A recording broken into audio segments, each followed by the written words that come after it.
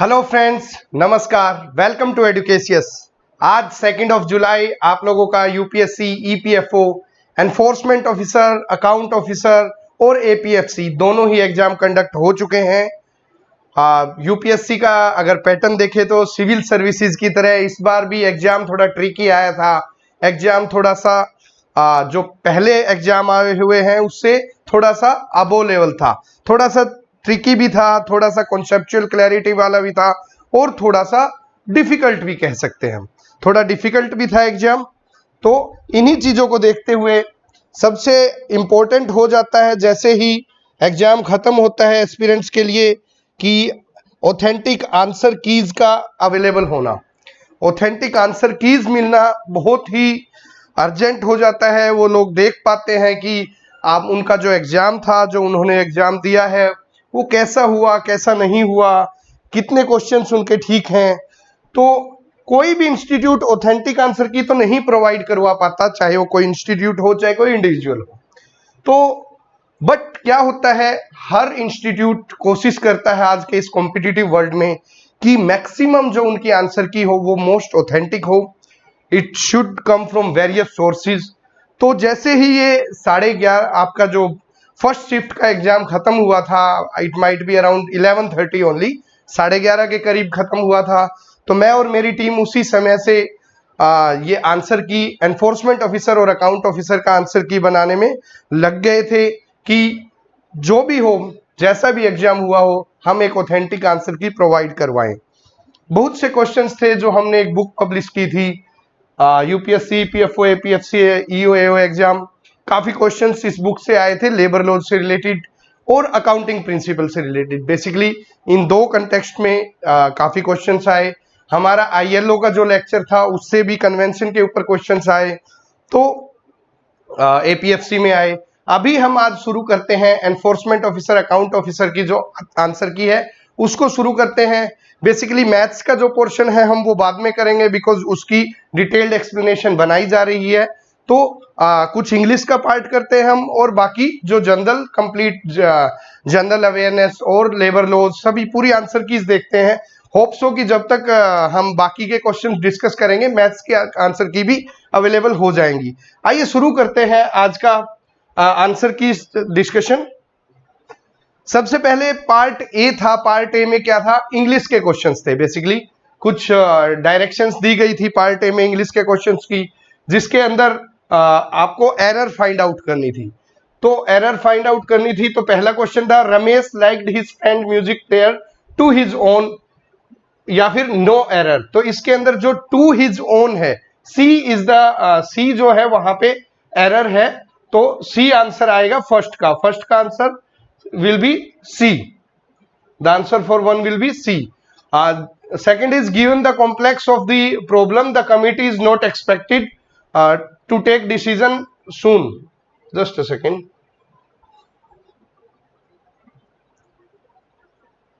Given the complex of the committee is not expected to arrive at a decision anytime soon. तो ये complex नहीं आएगा, the word is complexity. Given the complexity of the situation, complexity word आएगा। So second का answer है A, second का correct answer होगा ए।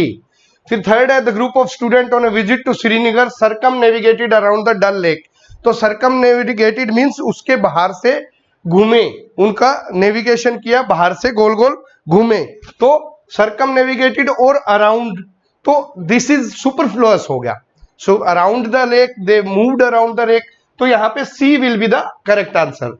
Jitendra was the smartest of the two children in the room, तो यहाँ पे ए के अंदर है, ठीक है। और he asked me if I would be interested in signing up as a member of the group, इसके अंदर कोई एरर नहीं है। ये जो फर्स्ट टू फिफ्थ क्वेश्चन है उनकी आंसर कीज है। पहले का सी है, दूसरे का ए है, तीसरे का सी है, चौथे का ए है और पांचवे का डी आंसर है। तो मतलब these are the correct answers. Moving on to next, sixth का है। हम जल्दी जल्दी जो फर्स्ट 20 क्वेश्चन है इंग्लिश के उनको जल्दी जल्दी कवर अप करेंगे, ठीक है।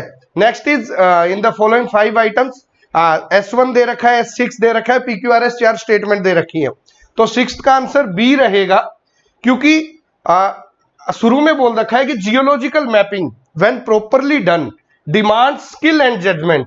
और उसके बाद such mapping requires keen observation, मतलब शुरुआत की गई है जियोलॉजिकल मैपिंग की बात से, और जियोलॉजिकल मैपिंग की बात है तो उसी मैपिंग से रिलेटेड कौन सा सेंटेंस है हमें ये देखना है।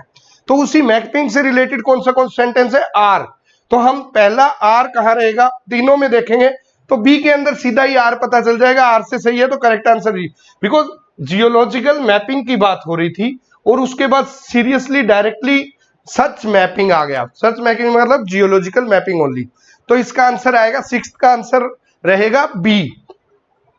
आगे चलते हैं, seventh, under the colonial regime basic infrastructure such as railways, port, water transport, post and telegraph did developed. And जो सिक्स सेंटेंस है वो है naturally therefore these area remained inaccessible to the people. तो यहाँ पे जो आंसर रहेगा वो डी करेक्ट आंसर रहेगा, क्योंकि जो इंफ्रास्ट्रक्चर है, बेसिक इंफ्रास्ट्रक्चर है, रेलवेज है, पोस्ट है, पोर्ट है, वाटर ट्रांसपोर्ट है, उसके बारे में बताया गया। और उसके बाद however the real motive behind this development mean provision of railways, provision of port, water transport, etc. was not necessarily to provide basic amenity to the people but to subserve various colonial interests. So R will be the first sentence after second sentence after S1, तो R देख लेंगे हम, तो D will be the correct answer। 8th का रहेगा C will be the correct answer, क्योंकि इसमें contemporary history is necessary but it is at the best a tentative record. ये टेंटेटिव रिकॉर्ड है और उस रिकॉर्ड से रिलेटेड ही बता रखा है कि it possesses indeed a massive supply of public record. ये जो रिकॉर्ड है वो पब्लिक रिकॉर्ड की बहुत ज्यादा, contemporary history is a massive supply of public record. तो 8th का आ जाएगा सी आंसर। 9th क्योंकि उसका क्यू से शुरू होगा, अब क्यू से 2 शुरू है लेकिन आप कंप्लीट देखोगे तो QSRP, P लास्ट में, the relevance of the issue is proportion is significant and some new portentous events can be seen to form the moment of their occurrence. तो ये S6 हो जाएगा, तो ये डायरेक्टली रिलेटेड है, तो correct answer will be C. 9th देखेंगे आप, income inequality in less developed country is worse than the most estimates. और सेंटेंस 6 है, the tax regime in these countries needs to be progressive and futuristic. So the correct answer will be PQSR।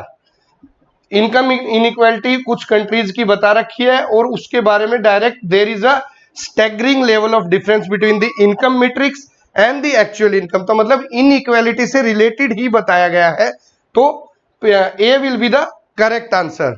So next चलते हैं 10th question की तरफ। The history of English literature is usually divided into different periods, ठीक है, and this is the real danger of periodization which tends to give the impression of distinct categories where there are none. So यहाँ पे क्या है, history of English culture is usually divided into different periods, और इसके बाद scholars often specialize in periods such as medieval, renaissance, romantic, Victorian and modern literature. मतलब कि कौन से पीरियड्स हैं, डिफरेंट पीरियड है, उसके बाद कौन से डिफरेंट पीरियड है, तो मेडाइवल है, रिनेसा है, रोमांटिक है, विक्टोरियन। तो आर से शुरू होगा, तो RQPSB will be the correct answer. Moving on to next. अब कुछ डायरेक्शंस दी गई थी 11 से 20 क्वेश्चन के अंदर, पैसेजेस दिए गए हैं, उनके आंसर्स हैं। ये पैसेज है, world's life supporting resources are being depleted at a faster rate than before. ये एक सस्टेनेबल डेवलपमेंट गोल से रिलेटेड एक पैसेज दिया गया था, जो यूनाइटेड नेशन सस्टेनेबल डेवलपमेंट गोल है उससे रिलेटेड पैसेज था, और उसके अंदर सस्टेनेबिलिटी, वर्ल्ड वाइड व्यू, आप ये पढ़ा होगा ऑब्वियसली। तो करेक्ट आंसर डिस्कस कर लेते हैं हम, इसकी पूरी एक्सप्लेनेशन की डिटेल में नहीं जाते हैं।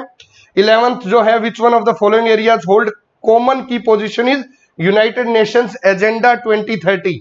तो एजुकेशन, यहां पे देखेंगे आप, the 17 sustainable development goal describe the framework of our common effort within each goal education holds key position.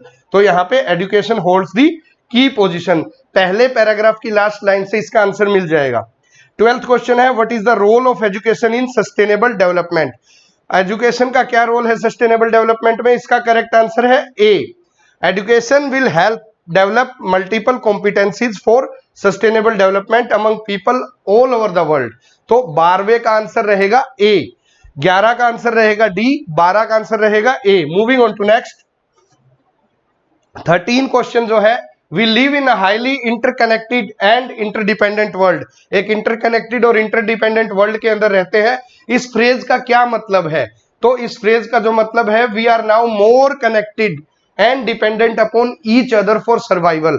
ये हम पैसेज के अंदर देखेंगे तो सेकंड पैसेज के अंदर क्लियर लाइन है that we have become more connected and dependent upon each other for survival. तो 13th का आंसर रहेगा ए। 14th का आंसर रहेगा C, the world's life supporting resources are being depleted at a faster rate than ever before. What does this phrase mean in this passage? तो 14th का answer रहेगा C will be the correct answer. The natural resources necessary to sustain life are reducing drastically, drastically खत्म हो रहे हैं। Next is 15, there is an increasing recognition of the importance of global citizenship. बहुत ज्यादा importance हो रही है global citizenship की। तो सेकंड पैराग्राफ के लास्ट 2-3 लाइंस में देखेंगे तो इसका आंसर है कि ये क्यों ग्लोबल सिटीजनशिप की रिकॉग्निशन हो रही है कि जो चैलेंजेस हैं 21st सेंचुरी के उनको मिलके लड़ना है। It will unite people from all over the world to face the challenges of 21st century. So the correct answer is B, B will be the correct answer. अब देखते हैं 16 से 20 question. I dash walking past this particular shop for the past 3 years। तो correct answer normally हम बोलेंगे I have been walking. I have been walking, had कब आता कि मैं पहले जाता था, तो वो होता तो I had been walking, but अब जाना बंद कर दिया है। तो correct answer is I have been walking past this particular shop for the past 3 years। हम पिछले 3 साल से मैं इस पर्टिकुलर शॉप के पास से निकलता हूं, जाता हूं। तो C will be the correct answer for 16th question. 17th का all effects can be connected with immediate causes. हर इफेक्ट का एक इमीडिएट कॉज होता है, ठीक है, उसका एक कारण होता है, इमीडिएट कारण। But it dash whether they provide the whole explanation, ठीक है।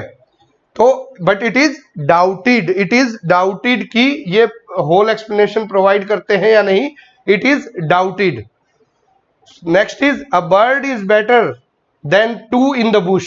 अ बर्ड इज हैंड, ये एक फ्रेज है जो कहती है bird in hand is better than 2 in the bush। सो 18th का A will be the correct answer.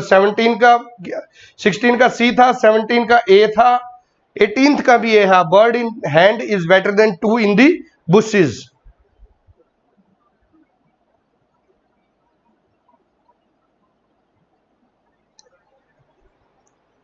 एक कमेंट देख लेते हैं।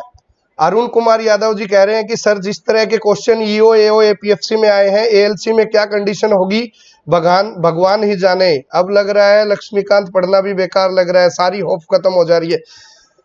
अरुण कुमार जी बिल्कुल हताश निराश ना हो, ये तो लाइफ का एक फेज रहता है। कई बार पेपर आपके जो पढ़े हुए होते हैं कंसेप्ट उससे आ जाता है, कई बार हमारी उस दिन की किस्मत ठीक ना हो तो वो जो हम छोड़ते हैं उसके अंदर से भी आ जाता है। तो हताश निराश ना हो सकता है एएलसी का और लेबर एनफोर्समेंट ऑफिसर का एग्जाम इसके मुकाबले इजी आ जाए क्योंकि वहां पे कैंडिडेट्स भी कम है। तो आप एपीएफसी और एनफोर्समेंट ऑफिसर का एग्जाम देख के अपनी होप खत्म मत करें। हर एग्जाम अलग होता है, हर एग्जाम का पैटर्न अलग होता है। वो बेसिकली यहाँ पे क्या था, यहाँ पे पॉलिटी पे ज्यादा वेटेज रहती है, इंग्लिश पे ज्यादा वेटेज रहती है, मैथ्स पे ज्यादा वेटेज रहती है, लेबर लॉज पे मीडियम वेटेज रहती है। इस बार आप देखेंगे इंडस्ट्रियल रिलेशन के क्वेश्चन ही नहीं आए हैं और अकाउंटिंग के ठीक ठाक क्वेश्चन आए हैं, ऑडिटिंग के बहुत कम क्वेश्चन आए हैं, सोशल सिक्योरिटी के भी बहुत कम क्वेश्चन आए हैं। तो हर बार की वेटेज अलग से अलग होती है, तो आपको हताश निराश नहीं होना। यहाँ पे जो एएलसी और एलईओ का एग्जाम देंगे आप, लेबर एनफोर्समेंट ऑफिसर और असिस्टेंट लेबर कमिश्नर का आप एग्जाम देंगे, तो आप देखेंगे कि वहां पे लेबर लॉज की कंडीशंस, लेबर लॉ के जो क्वेश्चंस हैं उसकी वेटेज ज्यादा रहेगी क्योंकि वहां पे अकाउंटिंग ऑडिटिंग इस तरह के नहीं रहते। तो आप यादव जी बिल्कुल हताश निराश ना हो। और ये पेपर भी आप ये ना सोचें कि भाई खराब हुआ है, अगर खराब हुआ है तो सभी का खराब हुआ है, आप अकेले नहीं हैं। तो इसके अंदर कट ऑफ जो है पहले के मुकाबले कम जाएगी, कट ऑफ जाने के आसार काफी कम है। जैसा कि मैंने पहले बताया था कि कट ऑफ ये पूरा डिस्कस कर लेते हैं, उसके बाद कट ऑफ का डिस्कशन करेंगे इसके बाद लास्ट में कि कैसे क्या रहेगा, कितनी कट ऑफ रह सकती है, कौन बच्चे निश्चिंत हो जाएं कि उनकी इंटरव्यू कॉल आएगी, ये सब हम डिस्कस करेंगे। तो अभी देखते हैं 18th हो गया हमारा, a bird in hand is better than two in the bush. Next is 19th, human history is ample proof that human ambition dash has no limits. तो human ambition knows no limits, ये सब phrases हैं। इन phrases के अंदर जो appropriate option है वो डालना था, human ambition knows no limit. तो correct answer will be A. आज देख रहे हैं कि क्वेश्चंस के अंदर ए आंसर बहुत ज्यादा आ रहा है। Good history present several perspective on a period but these divergent views must fit into an integrated whole. तो 20 का सी है, fit into an integrated whole. Good history present several perspective on a period but these divergent views fit into an integrated whole. ये question थे English के, हमने discuss किए। आइए next part B शुरू करते हैं। आप पार्ट बी देखेंगे तो which one of the following is not a security protocol. TLS security protocol देता है, एचटीटीपीएस सिक्योरिटी प्रोटोकॉल देता है, एसएसएल भी सिक्योरिटी प्रोटोकॉल देता है। ये तो शुरू ही सिक्योरिटी वर्ड से होता है। आईपी सिक्योरिटी भी एक जो आईपी एड्रेस से रिलेटेड सिक्योरिटी प्रोटोकॉल है। MIME is the correct answer. D will be the answer for 21. D, MIME. Latex document does not contain. Latex अभी बेसिकली एक नई लैंग्वेज बोल दीजिए या फिर एक डॉक्यूमेंट रहता है जो कि साइंटिफिक जो सॉफ्टवेयर रहते हैं उनके डेवलपमेंट में ये काम आता है। तो इसकी जो लैंग्वेज रहती है उसके अंदर ओब्लिक डॉक्यूमेंट क्लास आर्टिकल रहता है, oblique begin document, oblique end document रहता है, डी नहीं रहता, ओब्लिक डॉक्यूमेंट स्टाइल आर्टिकल नहीं रहता है। सो इसका आंसर रहेगा D, because it does not contain पूछा है, तो D will be the answer for 22। It does not contain, बाकी सब उसके पार्ट रहते हैं उसकी लैंग्वेज के। सो the correct answer is D. ठीक है, the decimal equivalent of 0.1101 binary is, ये बाइनरी जो लैंग्वेज है उसका क्वेश्चन है। ये तो बेसिकली मशीन लैंग्वेज का क्वेश्चन है। जो बीटेक के बच्चे मशीन लैंग्वेज जो पढ़ते हैं, यूपीएससी पता नहीं कहां से ऐसे क्वेश्चन उठा के ले आती है। लेटेक्स डॉक्यूमेंट अभी साइंटिफिक रिसर्च में जो एक लैंग्वेज यूज होती है कंप्यूटर से रिलेटेड, उससे रिलेटेड है। डेसिमल इक्विवेलेंट बाइनरी लैंग्वेज से रिलेटेड है। बाइनरी लैंग्वेज का सॉल्यूशन आप करने जाओगे तो बहुत ही वो क्वेश्चन है जो आपको यूजुअली नेगेटिव मार्किंग की तरफ ले जाते हैं, आप लोगों को स्किप करने चाहिए। अब जिस कैंडिडेट ने ये स्किप किया होगा उसके एक एज है कि एटलीस्ट एक क्वेश्चन गलत नहीं हुआ होगा। इसका आंसर तो डी रहेगा। 0.8125 लेंदी एक इसकी सॉल्यूशन रहती है, वो हम प्रोवाइड कर देंगे अगर किसी को चाहिए तो। This is a question of binary language, basically binary language का क्वेश्चन है। तो 23 का आंसर रहेगा D. 24 in a worksheet, worksheet basically Excel में होती है, जैसे एमएस एक्सेल में काम किया, जो डब्बे से बने होते हैं, सेल्स बने होते हैं, वो वर्कशीट होती है। In a worksheet which one of the following is not a cell referencing style. जो डब्बे बने होते हैं उनको हम सेल बोलते हैं। तो उस वर्कशीट के अंदर सेल रिफरेंसिंग स्टाइल किसको नहीं माना जाता? रिलेटिव रिफरेंसिंग, हाँ जी, दो आपस की सेल की एक रिलेटिव वैल्यूज देखते हैं उसको relative referencing. Real time referencing भी होती है, मिक्स्ड रिफरेंसिंग भी होती है, एब्सोल्यूट रिफरेंसिंग नहीं पाई जाती। तो इसका नोट पूछा हुआ था 24 का, तो correct answer will be C. Absolute referencing is not a part of cell referencing style in a worksheet. अगला देखते हैं 25, which one of the following is used to combine several object modules and libraries to a single executable file. आप ये देखेंगे सी language होती थी, C plus plus, ठीक है, जहां पे कंपाइलर, इंटीग्रेटर, ठीक है, ये लोडर, इंटरप्रेटर, ये सब होते हैं। ये सब मशीन लैंग्वेज और हाई लेवल लैंग्वेज के कंसेप्ट हैं जो कि बीटेक में या फिर आप कंप्यूटर से रिलेटेड बीएससी वगैरह करोगे वहां पे पढ़ाए जाते हैं। तो यहाँ पे the correct answer will be linker, C will be the correct answer. ये लिंकर रहता है, ऑब्जेक्ट मॉड्यूल्स को और लाइब्रेरीज को लिंक करने के लिए जो काम आता है वो होता है लिंकर। तो 25 का आंसर रहेगा सी। 26 देखते हैं। An incandescent lamp rated as 100 volt at 110 volt is connected to a 220 volt power supply. The power that dissipates in the bulb would be, ये फिजिक्स का क्वेश्चन है, बेसिकली 9th-10th लेवल की physics का question है। अगर आपको Ohm's law पता है, तो अगर आपको करंट, रेसिस्टेंस और पावर का अगर रिलेशन पता है तो आप इस क्वेश्चन को इजीली कर पाएंगे। अगर आप यहां पे देखेंगे तो power is equal to IE, power is equal to current into voltage, ठीक है। तो IE, P में शुरू में क्या है, 100 वोल्ट दिया हुआ है, 100 वोल्ट दिया हुआ है P के अंदर। तो इसका मैं चेंज कर लेता हूं कलर, 100 वोल्ट ऑलरेडी दिया हुआ है, P is equal to I, और I पता नहीं है हमें करंट की वैल्यू, और ये है 110, ठीक है। तो इसको I की वैल्यू निकालेंगे, करंट की वैल्यू, तो क्या आ जाएगा 100/110, तो 10/11 is the value of current जो इनिशियली लगा हुआ है। लेकिन बाद में उसको क्या 220 वोल्ट पावर सप्लाई के साथ अगर हम कनेक्ट कर देंगे तो I कितना है 10/11, और नई वोल्ट कितनी है 220, सो पावर कितनी होगी P is equal to IV, I कितना दे रखा है 10/11, और ये कितना रहेगा 220, तो 11 इंटू 2 20, तो 200 will be the correct answer, 200। तो 26 का आंसर आएगा C, 200 will be the correct answer, C will be the correct answer. 27 पे चलते हैं। If the length of a current carrying wire is हाउड for a given potential difference, the current in the wire will be. आप resistance को देखेंगे, अगर आपने physics का question concept किया होगा तो अगर आप रेसिस्टेंस को देखेंगे, resistance is directly proportional to the length of the wire. जो लेंथ ऑफ द वायर है उससे डायरेक्टली प्रोपोर्शनल होती है रेजिस्टेंस। तो और रेजिस्टेंस का मतलब होता है 1/करंट। ये रेजिस्टेंस इनवर्सली प्रोपोर्शनल किससे होती है, करंट से इनवर्सली प्रोपोर्शनल होती है। तो आप देखेंगे कि रेजिस्टेंस को हम 1/करंट लिख सकते हैं, तो 1/करंट is directly proportional to length, तो मींस लेंथ और करंट इनवर्सली प्रोपोर्शनल है, लेंथ और करंट इनवर्सली प्रोपोर्शनल है। अगर लेंथ छोटी कर देंगे तो करंट उससे डबल हो जाएगा, लेंथ को हाफ कर दी तो करंट डबल हो जाएगा, लेंथ को डबल कर दी तो करंट हाफ हो जाएगा। सो the correct answer will B 27 का A, the current in the wire will be doubled, would be doubled, A will be the correct answer. 27 का आंसर रहेगा A। 28 का आंसर रहेगा crystal of copper sulphate pentahydrate on heating form blue colour, white colour, green colour, brown colour.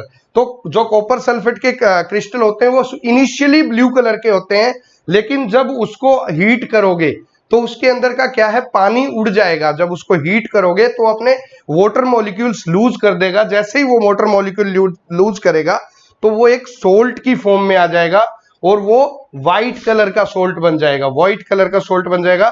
सो 28 का answer रहेगा B will be the correct answer. Crystal of copper sulphate pentahydrate on heating form a white colour salt, B will be the correct answer. Tartaric acid is found in, जो tartaric acid होता है वो basically found होता है इमली के अंदर, tamarind, A will be the correct answer. Tamarind होते हैं इमली, तो इसके अंदर टार्टरिक एसिड पाया जाता है इमली के अंदर। विच one of the following is an example of chemical change. Chemical change का क्या एग्जाम्पल है, मेल्टिंग ऑफ वैक्स।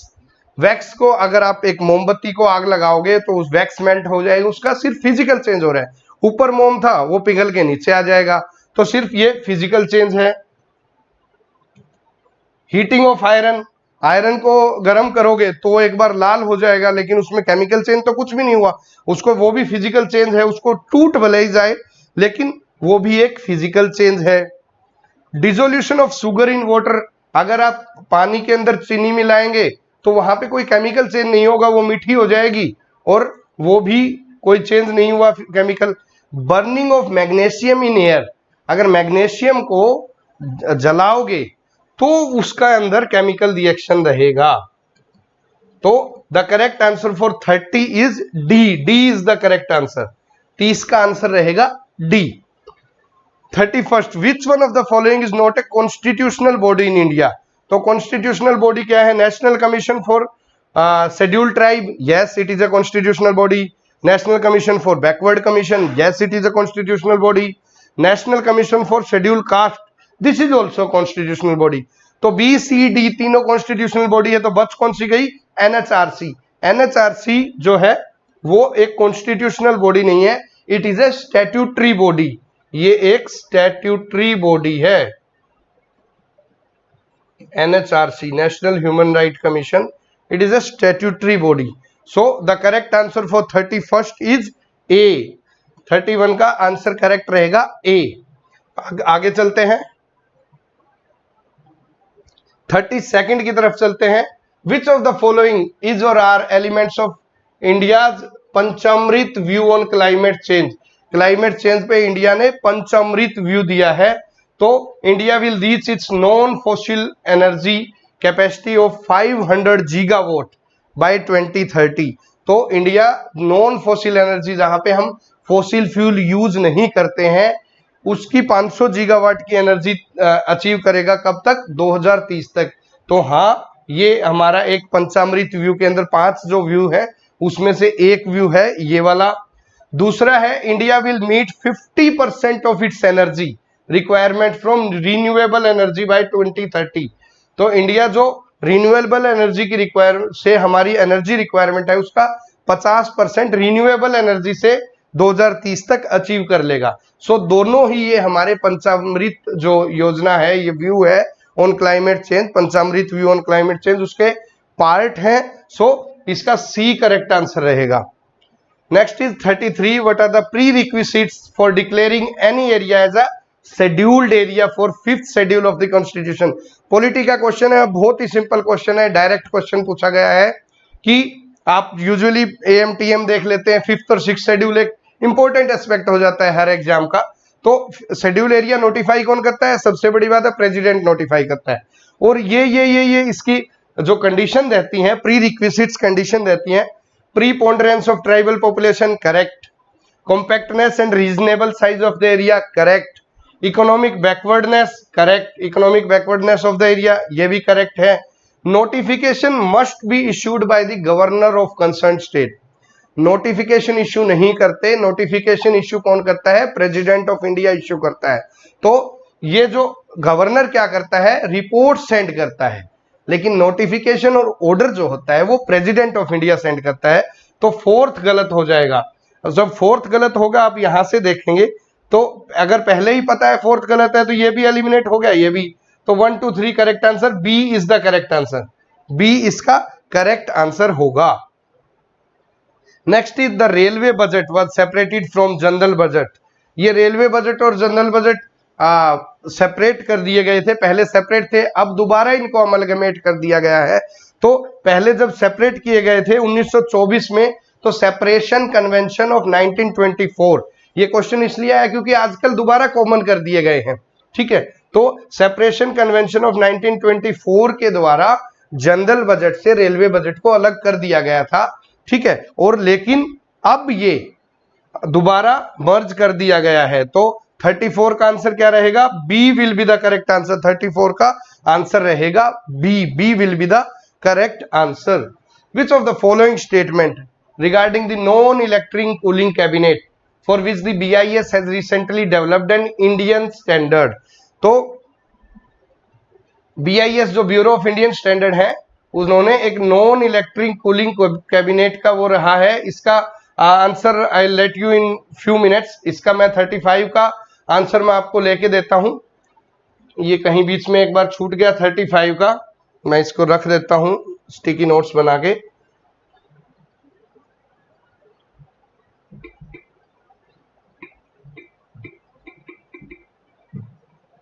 ठीक है, 35 का आंसर हम डिस्कस करेंगे जल्दी ही। मैं अपने टीम मेंबर से कहूंगा कि 35 का एक बार जो आंसर है वो आप एक बार देख लें कि क्या आंसर रहेगा। जो भी हमारे साइंस और करंट अफेयर्स देख रहे हैं टीम मेंबर्स, 35 का आंसर एक बार देखें।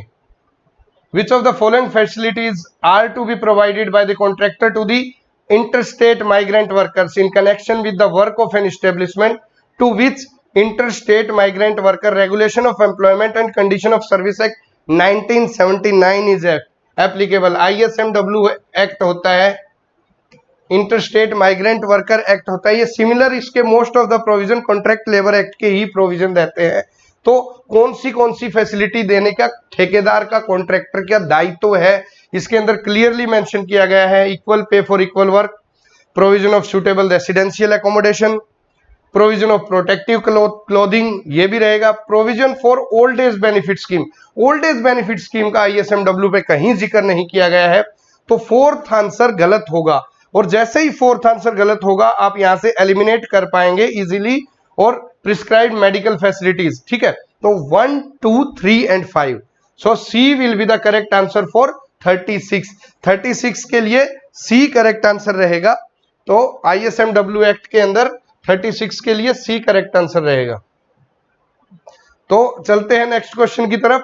37, a dispute relating to an age of adolescent employed by an employer which arises due to the absence of any authentic document can be referred to which one of the following authorities for a decision under Child and Adolescent Labor Prohibition and Regulation Act 1986।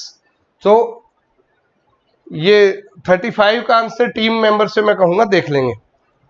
तो जो child and adolescent labour act है 1986 का, जो amendment भी कर दिया गया था, तो उसमें अगर एक एडोलसेंट की एज से रिलेटेड कोई डिस्प्यूट होता है तो वो अच्छे से बताया गया है कि एक प्रिस्क्राइब्ड मेडिकल अथॉरिटी इसका डिसीजन देगी।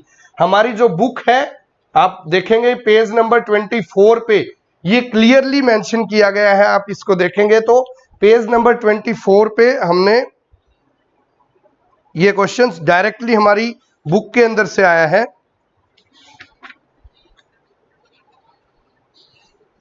आप ये बुक देखेंगे तो लास्ट पैराग्राफ से, in case of any dispute regarding the age of adolescent the inspector shall refer the matter to the prescribed medical authority. Prescribed medical authority के पास ये मैटर भेज देंगे। सो पेज 24 डायरेक्टली ये book के अंदर से, जो हमारी UPSC EPFO की बुक थी उसके अंदर से डायरेक्ट क्वेश्चन आया हुआ है। 37th question. Moving on to next, अगला देखते हैं 38।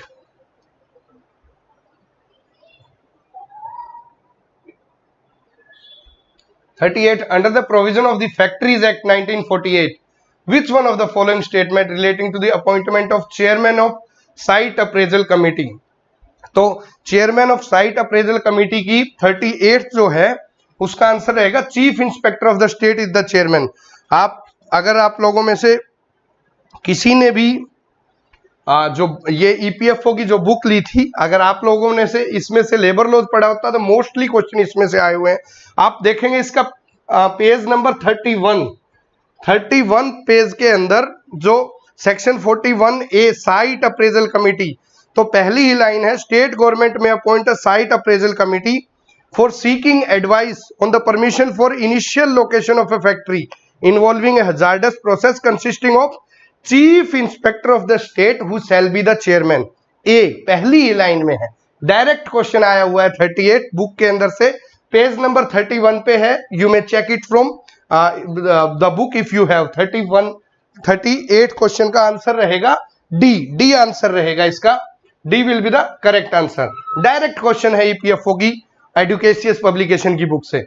39th, match list 1 with list 2, select the correct answer. आप ये displacement allowance, certifying surgeon, half monthly payment, piece work, आप ये देखेंगे तो सर्टिफाइंग सर्जन कहाँ रहता है? फैक्ट्रीज एक्ट 1948 के अंदर सर्टिफाइंग सर्जन का प्रोविजन है, ठीक है। डिस्प्लेसमेंट अलाउंस का प्रोविजन है इंटरस्टेट माइग्रेंट वर्कर में कि जो माइग्रेंट वर्कर है उनको अपने प्लेस ऑफ लोकेशन से, अपने घर से आप काम के प्लेस ऑफ वर्क तक लेके आते हो, उनको डिस्प्लेसमेंट का अलाउंस देना पड़ेगा, भत्ता देना पड़ेगा आपको कि वो एक जगह से दूसरे जगह इंटर रीजन आए, ठीक है।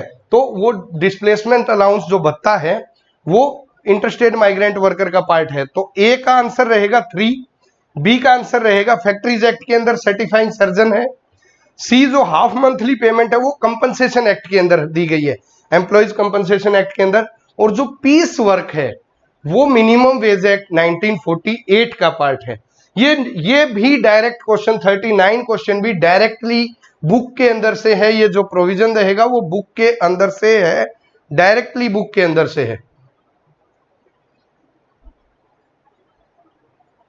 क्या स्क्रीन में कोई इश्यू आ रहा है? एक बार कमेंट करके बताएं। अच्छा, आई थिंक ठीक है, थोड़ा सा इश्यू आया था बट वो रिजोल्व हो गया है। तो 39 का जो आंसर आएगा, 39 का आंसर रहेगा B. B will be the correct answer. ये डायरेक्टली जो एक्ट हमने पढ़ाए थे उसके अंदर से डायरेक्ट क्वेश्चन पूछ लिया गया है बी के अंदर। तो आप ये डिफरेंट पेजेस पे आप देखेंगे, मिनिमम वेज एक्ट के अंदर देखेंगे पीस वर्क मेंशन है, एम्प्लॉइज कंपनसेशन एक्ट के अंदर देखेंगे हाफ मंथली पेमेंट मेंशन है, certifying surgeon directly factories act के अंदर लिखा हुआ है, और डिस्प्लेसमेंट अलाउंस ISMW एक्ट का बच गया एक जो। चलते हैं 40 क्वेश्चन की तरफ। 39 का बी आंसर रहेगा। चलते हैं क्वेश्चन नंबर 40 की तरफ। Under the provision of the industrial dispute act 1947, industrial dispute act 1947 बहुत ही डिस्क्रिप्टिवली हमने बुक के अंदर भी कवर अप किया था, हमने एप्लीकेशन गूगल प्ले एप्लीकेशन पे भी कवर अप किया था, और हमने यूट्यूब के अंदर भी कवर अप किया था इंडस्ट्रियल डिस्प्यूट एक्ट को। तो under the provision of the industrial dispute act 1947, right of legal representation before a labour court, industrial tribunal और national industrial tribunal, it is a statutory right? No, it is not a statutory right. वैसे तो legal representation का right है ही नहीं, clearly mention किया गया है industrial dispute में। लेकिन अगर जो सेकंड पार्टी है, जो अदर पार्टी है सेकंड, जो अगर वो ऑब्जेक्ट नहीं करती है तो वो परमिट कर दिया जाता है, जो भी अप्रोप्रिएट फोरम है, चाहे वो लेबर कोर्ट हो, चाहे इंडस्ट्रियल ट्रिब्यूनल CGIT हो, सेंट्रल गवर्नमेंट इंडस्ट्रियल ट्रिब्यूनल, या फिर नेशनल ट्रिब्यूनल हो।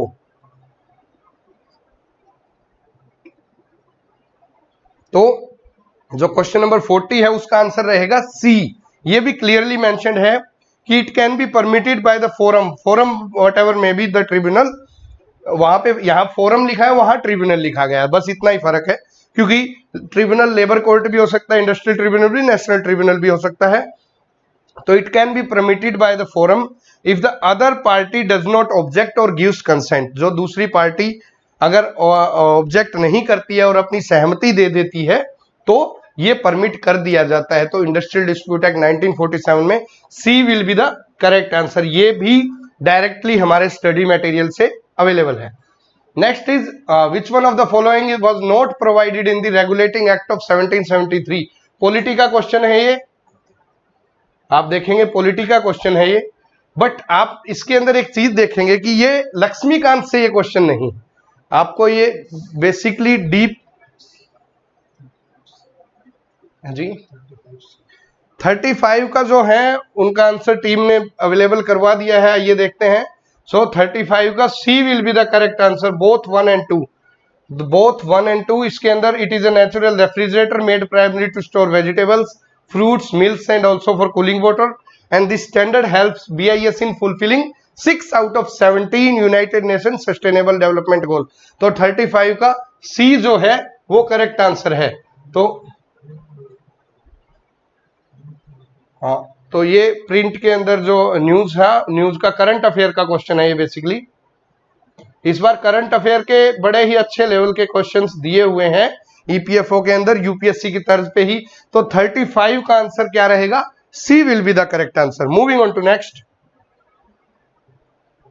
हम देख रहे थे रेगुलेटिंग एक्ट ऑफ 1773। 1773 का रेगुलेटिंग एक्ट देख रहे थे।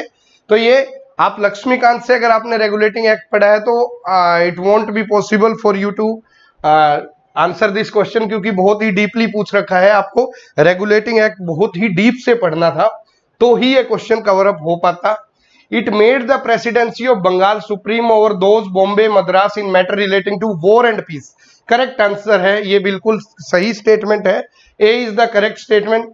इन्होंने प्रेसिडेंसी ऑफ बंगाल को सुपरसीड कर दिया था और ये दोनों इसकी सबऑर्डिनेट हो गई थी, बॉम्बे और Madras.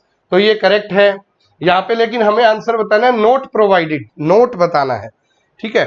The tenure of governor general and his councillors was fixed as 5 years। इसका हम देखते हैं। The supreme court of justice was established at Calcutta, हाँ ये भी करेक्ट है। 1773 के जो रेगुलेटिंग एक्ट है, सुप्रीम कोर्ट बनाया गया था। And governor general in council was authorised to appoint successor to Bombay and Madras presidency.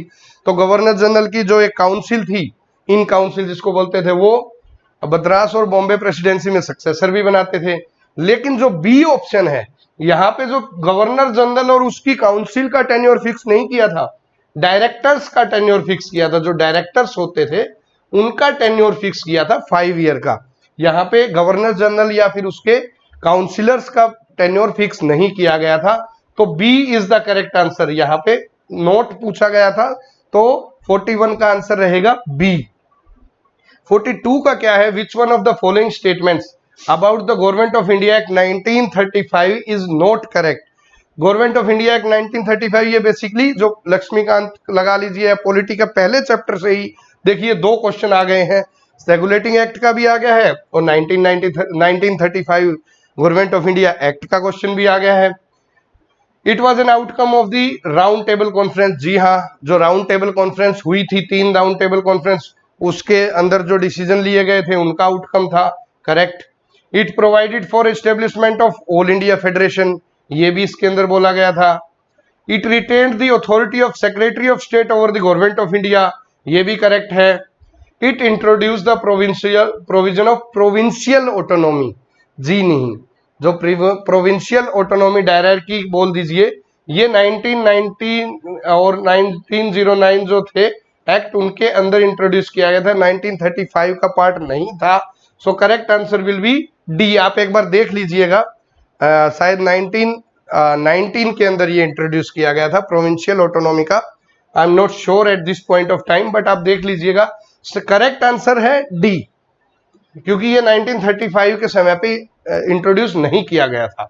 Next is question number 43। Question number 43 देखते हैं। डिफरेंट कांग्रेस के सेशन थे, Lahore session, Calcutta session, Bankipur session और मद्रास सेशन। तो डिफरेंट ये सेशन थे।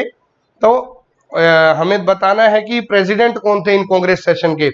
तो लाहौर सेशन के आप इसके अंदर देखेंगे, A is the correct answer. Lahore session के मदन मोहन मालवीय थे। कलकत्ता सेशन 1911 के बिशन नारायण धर थे। बंकीपुर सेशन जो 1912 में हुआ था, उसके रघुनाथ नरसिन्हा मुधोलकर थे। और जो मद्रास सेशन डी है, उसके भूपेंद्र नाथ बोस थे। तो ए इज द करेक्ट आंसर। इसका आंसर ए आएगा। 43 का आंसर है ए इज द करेक्ट आंसर। चलिए आगे चलते हैं। Who among the following started the Bhonsala military school at Nashik. Nashik के अंदर भोसला मिलिट्री स्कूल की शुरुआत किसने की थी? Question number 44। Answer is D, B S Munje. D is the correct answer for 44। 44 का आंसर डी है, बी एस मुंजी ने की थी। 44वें का आंसर क्या है? D is the correct answer. 45। Arrange the following event associated with Pandit Madan Mohan Malaviya in chronological order starting with the earliest. आपको क्रोनोलॉजिकल ऑर्डर के अंदर जो इवेंट्स हुए हैं, कुछ इवेंट्स दिए गए हैं, क्रोनोलॉजिकल ऑर्डर के अंदर हमें बताना है कि क्रोनोलॉजिकल ऑर्डर के अंदर कब कब ये इवेंट हुए थे। ठीक है, अब सबसे पहले कौन सा हुआ था, फिर कौन सा हुआ, फिर कौन सा हुआ, फिर कौन सा हुआ। तो अभी हम देखते हैं कि founding of the Banaras Hindu university, तो ये इवेंट हुआ था, मैंने लिखा हुआ है आप लोगों की रेफरेंस के लिए, ये 1916 में हुआ था। Formation of the Congress nationalist party, Congress nationalist party कब बनाई गई थी? 1934 में बनाई गई थी। Founding of the English newspaper the leader,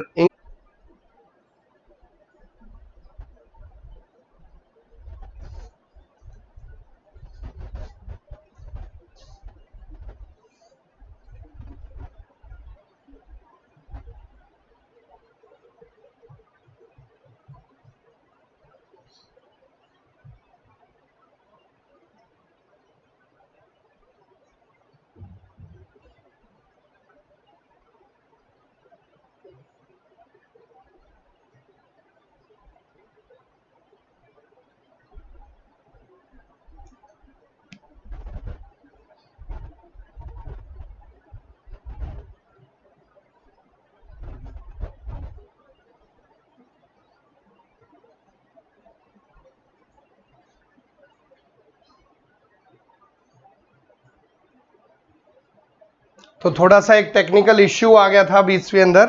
I think अभी एक बार शायद दोबारा स्टार्ट हो गया है सब, थोड़ा एक इशू था, टेक्निकल इशू था। I hope the video is running fine now.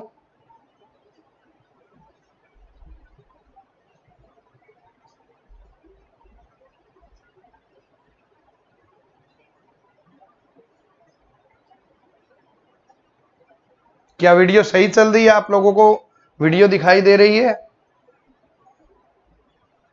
Team members, video दिखाई दे रही है आप लोगों को?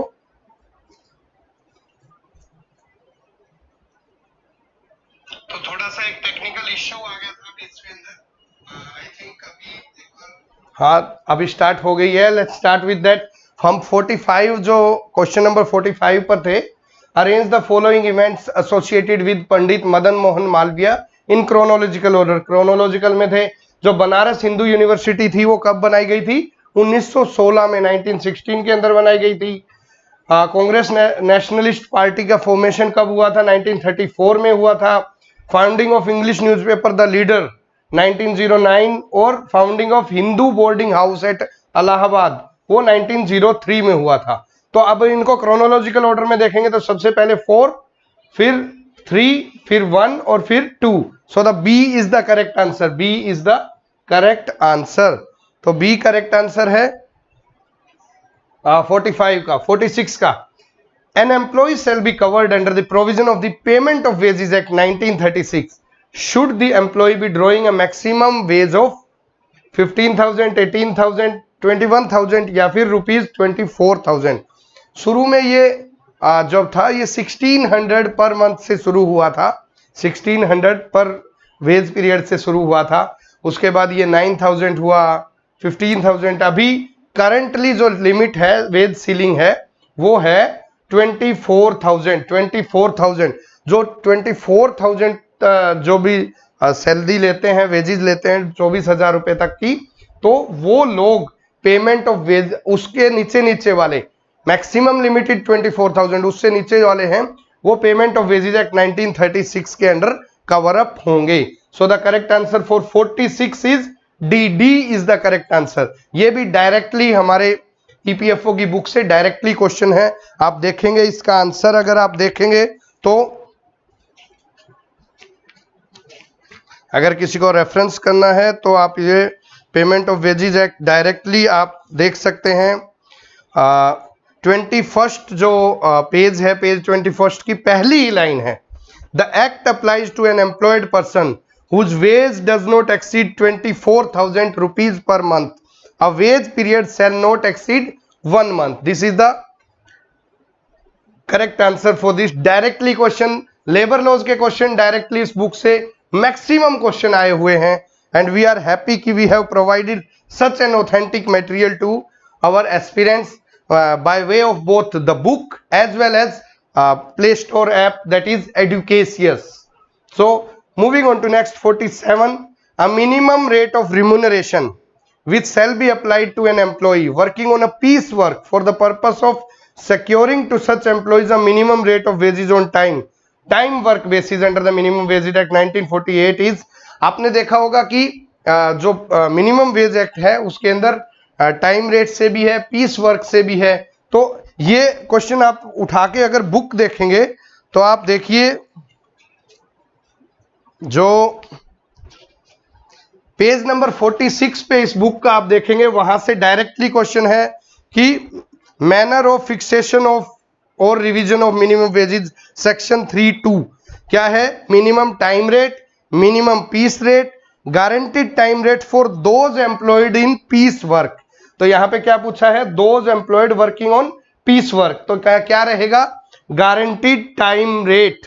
B will be the correct answer. तो हम बिल्कुल विद एविडेंस आप लोगों को बता रहे हैं कि how this book helped our aspirant in clearing this, in clearing the questions और in attempting the question for from the section of labour laws. तो ये आप पेज नंबर 46 के अंदर जो सेक्शन 3(2) के अंदर है, उसमें third line, guaranteed time rate for those employed in piece work. So B will be the correct answer for 47। 47 का बी करेक्ट आंसर रहेगा। We are very much delighted कि इस बुक के अंदर से इतने सारे क्वेश्चंस जो लेबर लॉज के मोस्टली क्वेश्चंस अपीयर हुए हैं एग्जाम के अंदर, next is 48, match list 1 with list 2 and select the correct answer using the codes given below. तो इसके अंदर वही जो जो एक्ट हमने पढ़ाए थे उस एक्ट के रिलेटेड कुछ टर्म्स दी गई हैं, recovery officer, compulsory insurance, scheduled employment या फिर सब्सिस्टेंस अलाउंस। तो आप अगर एक्ट को बुक के अंदर से अच्छे से पढ़ा होगा या आपने कहीं से भी पढ़ा होगा तो आप इस क्वेश्चन को इजीली अटेम्प्ट कर पाएंगे।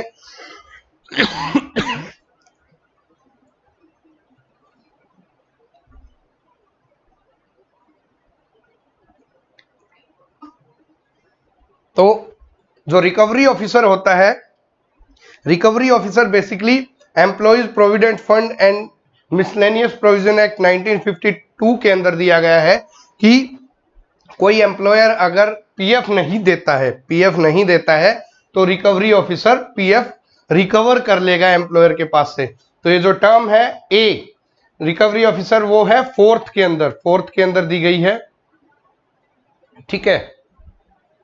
आई थिंक मैंने आंसर थोड़ा सा चेंज कर दिया है, गलत लगा दिया है। कंपल्सरी इंश्योरेंस जो है वो पेमेंट ऑफ ग्रेट्युटी एक्ट के अंदर है। पेमेंट ऑफ ग्रेट्युटी एक्ट के अंदर कंपल्सरी इंश्योरेंस का प्रोविजन दिया गया है। कंपल्सरी इंश्योरेंस का provision payment of gratuity act के अंदर दिया गया है। शेड्यूल एम्प्लॉयमेंट ऑब्वियसली सबको पता है, अगर मिनिमम वेजेज एक्ट की फर्स्ट लाइन पढ़ोगे, ऑब्जेक्टिव ऑफ द एक्ट पढ़ोगे तो it prescribes minimum wages for the scheduled employments, ठीक है। तो ये मिनिमम वेजेज एक्ट का पार्ट है। 2 नंबर सी का 2 एंड डी सब्सिस्टेंस अलाउंस है वो industrial employment standing orders act 1946, तो ये इसका पार्ट है। तो ए का 4, ए का 4, बी का 3, सी का 2 एंड डी का 1, 4 3 2 1। तो करेक्ट आंसर इज ए। सही लगाया था मैंने बट मैं थोड़ा देख नहीं पाया था। ए का 4, बी का 3, सी का 2 और डी का 1। सो 48 का A is the correct answer. 48 का ए करेक्ट आंसर है। 49 का an adult worker who has joined on 1 January 22। 49 question अभी एक बार आप मार्क करके छोड़ दीजिए। 49 क्वेश्चन क्योंकि यहाँ पे क्लियरली नहीं बताया गया है कि स्टैंडिंग ऑर्डर से 220 डेज का प्रोविजन हमने देखा था कि ये थोड़ा सा एक बार मार्क कर लीजिए। ये इसकी करेक्ट एक्सप्लेनेशन लेके मैं आपको बाद में बताता हूं। तो स्टिकी नोट्स में डाल देते हैं कि हमें क्वेश्चन नंबर 49 का आंसर सर्च करना है। इवन मैंने अपने मिनिस्ट्री के कुछ ऑफिशियल्स हैं वहां पे भी ये क्वेश्चन भेज दिया है कि इसका क्या आंसर रहेगा, सो दैट आप लोगों को एक ऑथेंटिक आंसर्स मिले। ये नहीं है कि कहीं से just for the sake of providing you the answer कि मैंने बी बोल दिया या सी बोल दिया। जो अगर आंसर देंगे तो correct answer, otherwise we will put it on hold कि जब ऑथेंटिक आंसर की हमें मिलेगा 49th का तो वो हम आपको प्रोवाइड करवा देंगे 49th। सो अभी एक बार होल्ड कर लीजिए 49 क्वेश्चन को। 50th क्वेश्चन अभी देखते हैं। As per the provision of the industrial employment standing orders act 1946, standing order shall come into operation after the expiry of how many days from the date on which the copies of the order of the appellate authority are sent to the employer and to the trade union। तो अगर normally standing order, model standing order आप implement करते हो तो वो 30 दिन के अंदर लागू हो जाएंगे। लेकिन वहां पे अगर कोई इश्यू आता है, कोई डिस्प्यूट आता है और एप्लेट अथॉरिटी के पास जाता है तो एप्लेट अथॉरिटी 7 दिन के अंदर अंदर वो उसका डिसीजन जो है वो एम्प्लॉयर को और वर्कमैन को, ट्रेड यूनियन या वर्कमैन जो भी है रिप्रेजेंटेटिव, उनको पहुंचाएगी और वो 7 दिन के बाद लागू होगा जो एम्प्लॉयमेंट ऑर्डर, जो एप्लेट अथॉरिटी के डिसीजन से रिलेटेड मॉडल स्टैंडिंग ऑर्डर्स हैं। तो करेक्ट आंसर विल बी 50 का A will be the correct answer. Moving on to next. सो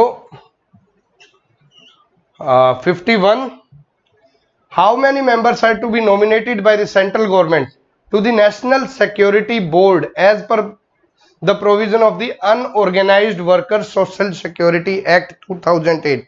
जो unorganised worker social security act 2008 है उसके संदर्भ में central government national security board पे कितने मेंबर्स को नॉमिनेट करेगी? तो answer will B 34 members. D will be the correct answer for 51st question का आंसर है डी। तो कितने मेंबर को नॉमिनेट करेगी? 34 मेंबर्स को नॉमिनेट करेगी। Moving on to next, which one of the following scheme is not a social security scheme under the unorganised worker social security act 19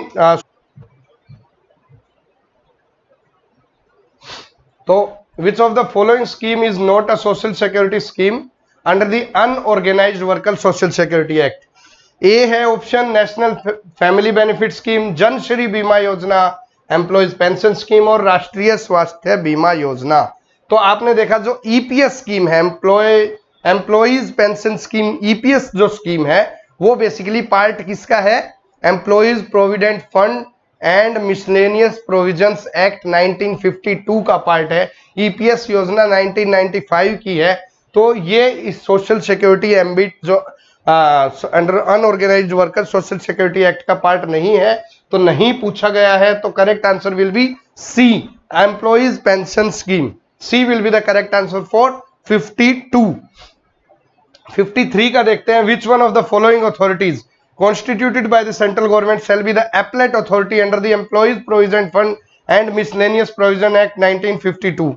तो ये आपको 2017 के अंदर पहले employees provident fund applet tribunal होता था। ओरिजिनल एक्ट के अंदर आप देखेंगे तो employees provident fund applet tribunal आपको मिलेगा 1952 का एक्ट है। लेकिन मिनिस्ट्री ऑफ फाइनेंस ने 2017 के अंदर इसको मर्ज करके जो सीजीआईटी सेंट्रल गवर्नमेंट इंडस्ट्रियल ट्रिब्यूनल है, सीजीआईटी जिसको हम इंडस्ट्रियल ट्रिब्यूनल भी बोलते हैं, तो 2017 के अंदर उसको एप्लेट ट्रिब्यूनल और ईपीएफ एप्लेट ट्रिब्यूनल और इंडस्ट्रियल ट्रिब्यूनल को मर्ज कर दिया है। Now the authority for appellate authority is industrial tribunal. तो correct answer will be D.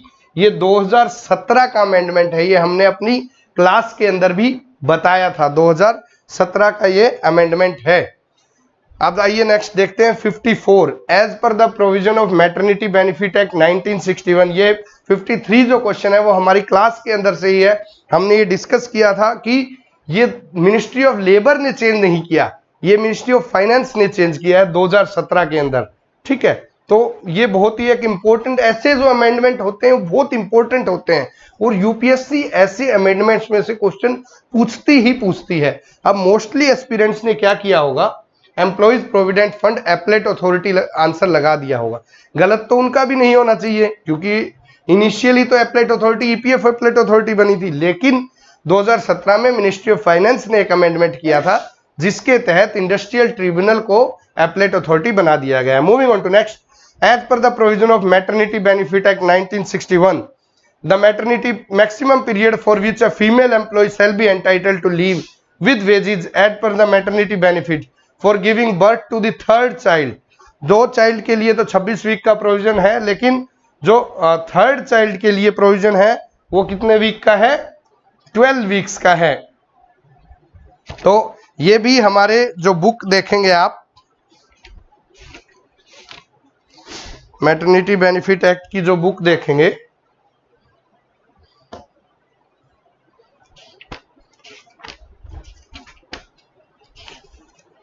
तो उसके अंदर आप जैसे ही पेज नंबर 42 और 43 देखेंगे तो वहां पे आपको मिलेगा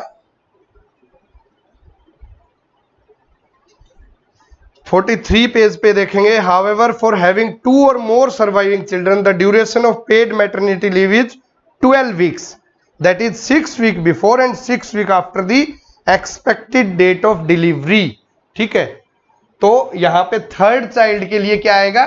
26 वीक की जगह 12 वीक्स है। ये अमेंडमेंट है, मैटरनिटी बेनिफिट है, अमेंडमेंट एक्ट 2017 हमने बड़े क्लियरली दिया गया था और उसके फर्स्ट पैराग्राफ में, अमेंडमेंट के फर्स्ट पैराग्राफ की लास्ट लाइन, तो फॉर हैविंग 2 और more surviving children the duration of paid maternity leave is 12 weeks, that is 6 weeks before and 6 weeks after the delivery of the child. तो ये book हमने बड़े ही उससे लिखी थी एस्पिरेंट्स की उम्मीदों से, और हम बड़े खुशी के साथ कह सकते हैं कि इन्होंने एस्पिरेंट्स की उम्मीदों पे खरी उतरी है। तो ये आंसर रहेगा इसका 54 का, B will be the correct answer. that is from our book only. Next is, which one of the following statement under the EPF Act and Miscellaneous Provision Act 1952 is not correct? यहाँ पे not correct, तो it makes provision for pension scheme including family pension. Yes, it is correct answer. EPS जो 1995 है, it makes provision for employees deposit link insurance scheme, ये भी correct है. First 3 line के अंदर ही आप देखेंगे ये तीनों मिल जाएंगे. The provision of act shall not be applicable to cooperative societies employing 50 or more person working without the aid of power, ये भी correct है. And the contribution made by the employer to the fund shall be on the basis of basic wage, dearness allowance and retaining allowance if any of the employee. तो यहाँ पे retaining allowance नहीं आएगा, basic wage और dearness allowance है, तो correct answer will be D only. ठीक है, तो करेक्ट आंसर डी रहेगा. अब कुछ मैथ्स के क्वेश्चन है, मैथ्स के क्वेश्चन हम अलग से आपको करवाएंगे, इनके आंसर कीज आपको देंगे. 56 से लेके 63 जो क्वेश्चन है उनकी 63 की बजाय 64-5 तक के जो क्वेश्चन है उनकी आंसर कीज हम आपको प्रोवाइड करवा देंगे. चलते हैं 65 क्वेश्चन की तरफ. 65 तो मैथ का ही है, बट ये सोल्व हो गया था. एक बंदा 5 किलोमीटर चलता है, फिर वो साउथ डायरेक्शन में 4 किलोमीटर आ जाता है, तो अपनी स्टार्टिंग पोजीशन से ईस्टर्न साइड है, तो क्या ये बेसिकली जो राइट ट्रायंगल बन जाएगा. पाइथागोरस थ्योरम का क्वेश्चन है, पाइथागोरस थ्योरम का क्वेश्चन है, तो 3 kilometre will be the correct answer. 65 का B is the correct answer. Maths के क्वेश्चन की वीडियो हम अभी डाल देंगे, कंप्लीट सॉल्यूशन के साथ डाल देंगे. 66 is the beneficiaries under the integrated child development service, ICDS जो स्कीम है उसके अंदर किस एज ग्रुप के चिल्ड्रन होते हैं, तो वो है 6 साल से नीचे के 0 to 6 ईयर. 66 का A is the correct answer. 66 का ए करेक्ट है. विच of the following statement about the truck farming is correct. एक ट्रक फार्मिंग करके एक कॉन्सेप्ट आया हुआ है, तो उसकी कौन सी स्टेटमेंट ठीक है? Growing vegetable around urban center to meet the daily demand of people known as truck farming, and it is governed by a distance a truck can cover overnight between the farm and market. तो 67 की दोनों ही ठीक है, दोनों ही correct है, both A and B. 67 का C is the correct answer. 67 का सी correct answer है. ठीक है, और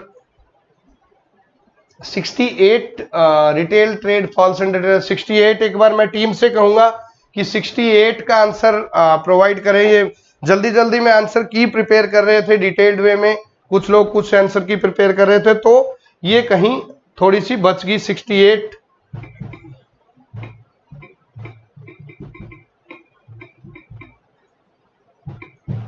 68 का आंसर हम आपको प्रोवाइड करवा देंगे जल्द ही. 69. विच of the skill following statement about the national skill development corporation is not correct. National skill development corporation NSDC, ये मिनिस्ट्री ऑफ स्किल डेवलपमेंट की एक जो स्कीम है, एक कॉर्पोरेशन बनाई गई थी स्किल डेवलपमेंट के लिए. तो इसके बारे में क्या क्या करेक्ट है, क्या क्या नहीं. It is a not for profit public limited company. बिल्कुल सही है, ये not for profit public limited company है. Setup by the ministry of skill development and entrepreneurship, ये गलत है. ये जो बनाई गई है नेशनल स्किल डेवलपमेंट, ये मिनिस्ट्री ऑफ फाइनेंस ने बनाई है, ना कि मिनिस्ट्री ऑफ स्किल डेवलपमेंट ने. तो यहां से ये पहला गलत हो गया. दूसरा, it promote skill development bye catalysing and creation of only large quality and non profit और वोकेशनल इंस्टीट्यूट. तो सेकंड ठीक है, फर्स्ट गलत है. तो करेक्ट आंसर इज 2 ओनली. 69 का B is the correct answer. 2 only, B is the correct answer for 69. 70. Which of the following statement with reference to Atal Vayu Abhyudaya योजना, अटल वायु अभ्युदय योजना के रिलेटेड क्या क्या ठीक है? Fulfilling the basic need of destitute elderly citizen, ये basically senior citizen की एक स्कीम है, सीनियर सिटीजन से रिलेटेड एक स्कीम है कि डेस्टिट्यूट एल्डरली सीनियर सिटीजन है, उनकी नीड्स को फुलफिल करे. Build and strengthen inter regional relationship through regional resource training centre.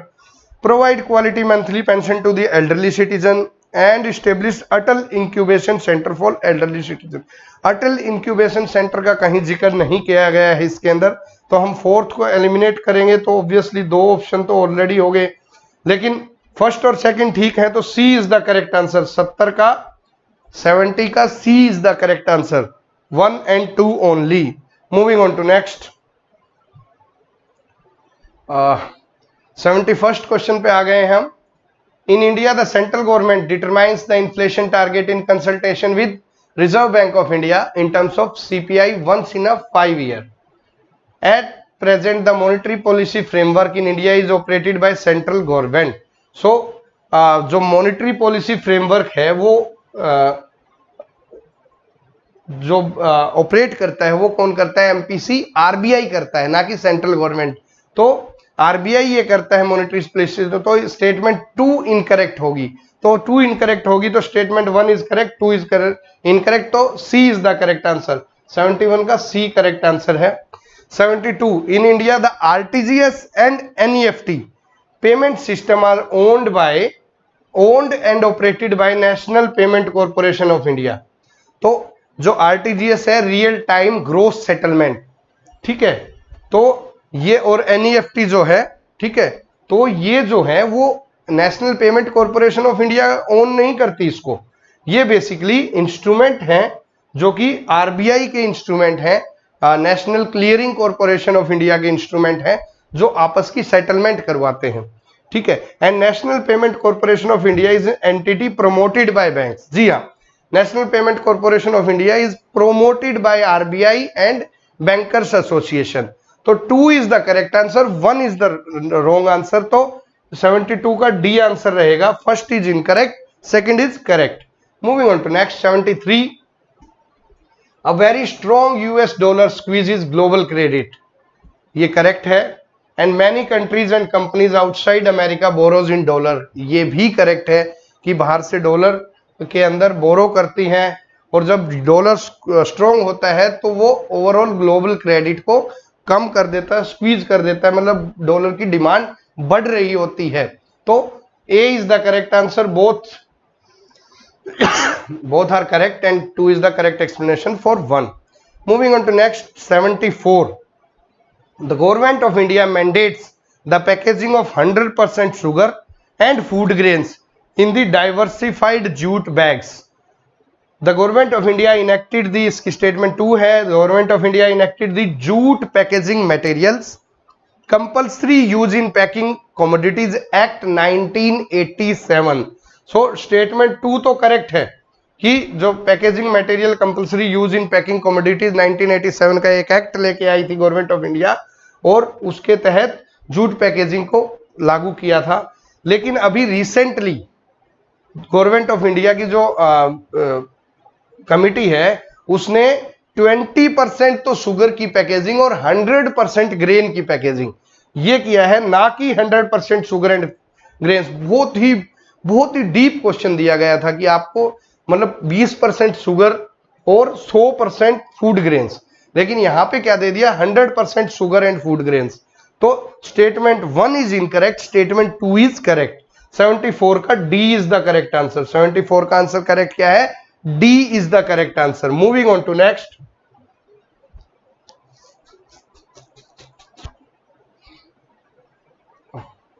75. Recently, which one of the following committed up to $25 billion for the next 5 years to fund India's infrastructure creation under the PM Pradhan Mantri Gati Shakti Yojana, as well as social development and climate action, thus aiding India's aspiration for green growth? तो ये हमको Asian development bank ने $25 billion की मदद दी है, commitment किया है कि अगले 5 साल में हम $25 बिलियन देंगे। तो 75 का A is the correct answer. Large language model chat GPT आप लोगों ने सुना है, हमने भी एक वीडियो में चैट जीपीटी डिस्कस किया था। तो that chat GPT open AI का एक वो चैट जीपीटी मॉडल है, तो आर्टिफिशियल इंटेलिजेंस से रिलेटेड है। तो ये लार्ज लैंग्वेज मॉडल पे बेस्ड रहते हैं। तो ये क्या क्या काम करते हैं? क्रिएशन ऑफ री इमेजिन सर्च इंजन, हाँ जी बिल्कुल सही है। हेल्थ केयर में भी काम आ रहे हैं, सॉफ्टवेयर डेवलपमेंट में भी काम आ रहे हैं, ट्रांसलेटिंग अ लैंग्वेज में भी काम आ रहे हैं, ये हर जगह काम आ रहे हैं। तो 1 2 3 4 ऑल आर करेक्ट। 76 का D is the correct answer. Then moving on to next 77. With reference to 3 type of carbon emission from companies consider the following pairs. आप अगर ये गूगल करेंगे, ठीक है, इंडियन कॉन्टेक्स्ट में, तो कई टाइप के एमिशंस दिए गए हैं, scope 1 emission, scope 2 emission, scope 3 emission. तो स्कोप 1 जो एमिशन है वो as a result of employ committing business travel and waste produce, correct है। स्कोप 2 है जो emissions as a result of purchase of electricity, steam, heating and cooling for own use, ये भी correct है। जो स्कोप 3 है वो emission from fuel consumed by company vehicles owned and lease, ये नहीं है, स्कोप 3 की डेफिनेशन गलत है। 1 and 2 is the correct answer, 77 का ए करेक्ट है। क्वांटिफाइड 78 पे चलते हैं। Quantified domestic minimum top up tax is generally talked about in the context of global anti base erosion rule, prevention of money laundering, regulation of crypto currency and virtual digital assets creation. ये OECD, जो OECD की एक meeting में ये लिया गया था, ये 2 पिलर्स बनाए गए हैं quantified domestic minimum top up tax लगा के। ये किस लिए बनाए गए हैं कि global anti base erosion rules हैं, उनके जो एक मिनिमम टैक्स तो आपको देना ही पड़ेगा, तो इस बेस पे बनाए गए हैं। तो 78 का A is the correct answer. 79 देखा तो which one of the following statement best describes the Prowess DX sometimes seen in news, ये करंट अफेयर का क्वेश्चन है। प्रोवेस डीएक्स नाम से एक स्पेशल वो बनाया गया है, एक डेटाबेस है बेसिकली। ये डेटाबेस किस चीज का है? It is a database of financial performance of companies that is specially design for academics, academia बोल दे तो ये जो एकेडमिशियंस हैं उनके लिए एक डेटाबेस बनाया गया है जो कि कंपनीज की फाइनल परफॉर्मेंस को देखता है। तो 79 का B is the correct answer, 79 का बी करेक्ट आंसर है। 79 का C, a computing machine that uses the properties of quantum physics to store data and perform computation, तो ये नहीं रहेगा। Database of user basically design for single user, नहीं, basically design किस लिए किया गया है? कंप्यूटर एकेडमिशियंस के लिए किया गया है। तो 79 का B is the correct answer. Moving on to next, NSC prime sometime mentioned in news denotes, NSC prime क्या डिनोट्स करती है? It is a high standard corporate governance initiative, ये कॉर्पोरेट गवर्नेंस के लिए एक हाईली स्टैंडर्ड इनिशिएटिव लिया गया है। तो 80 का आंसर रहेगा A, A is the correct answer. ये भी करंट अफेयर का क्वेश्चन है। Moving on to next, who among the following was the companion of freedom fighter Rani Chennamma of Kittur and continued the fight against the British after the Rani's capture by the British in 1824। समझ नहीं आता UPSC modern history के और medieval history के questions कहाँ से निकाल के लाती है। ये रानी चिन्नम्मा ऑफ किटूर आप नॉर्मल कोई भी बुक जो हम यूजली पढ़ते हैं आपको नहीं मिलेगी, बहुत आपको डिग करना पड़ेगा तब आपको ये क्वेश्चन होगा। यूजुअली ये क्वेश्चन या तो आपको पढ़े हो या फिर छोड़ने वाले क्वेश्चन होते हैं। करेक्ट आंसर इज ए, रयाना। तो ए है 81 का करेक्ट आंसर। बट ये क्वेश्चन बहुत ही डीपली डग्ड क्वेश्चन है। The first Indian factories act passed in 1881, मैंने डिस्कस किया था जब हम हमारी क्लास के अंदर फैक्ट्रीज एक्ट का इंट्रोडक्शन में दे रहा था, तब मैंने बताया था कि लिविंग कंडीशंस को ठीक करने के लिए जो एक्ट बनाया गया फैक्ट्रीज एक्ट, उसका ऑब्जेक्टिव में ही लिखा हुआ था कि it deals with living condition और working condition of factories act, factories workers, working condition. तो करेक्ट आंसर है living condition of factories worker, जिसके अंदर वीमेन वर्कर भी थे, चाइल्ड वर्कर भी थे, टेक्सटाइल वर्कर भी थे, सभी इंक्लूड थे। तो करेक्ट आंसर रहेगा बी। तो ये ऑलरेडी हमारी क्लास का ही एक डिस्कशन का डायरेक्टली पूछा गया है। जब हम फैक्ट्रीज एक्ट पढ़ा रहे थे तो पहली ही लाइन में 1881 के फैक्ट्रीज एक्ट का डिस्कशन किया था हमने, जिसमें पहली लाइन में उसका एम एंड ऑब्जेक्टिव की क्यों लेके आया गया ये हमने बताया था, और वो डायरेक्टली क्वेश्चन एग्जाम के अंदर आ गया।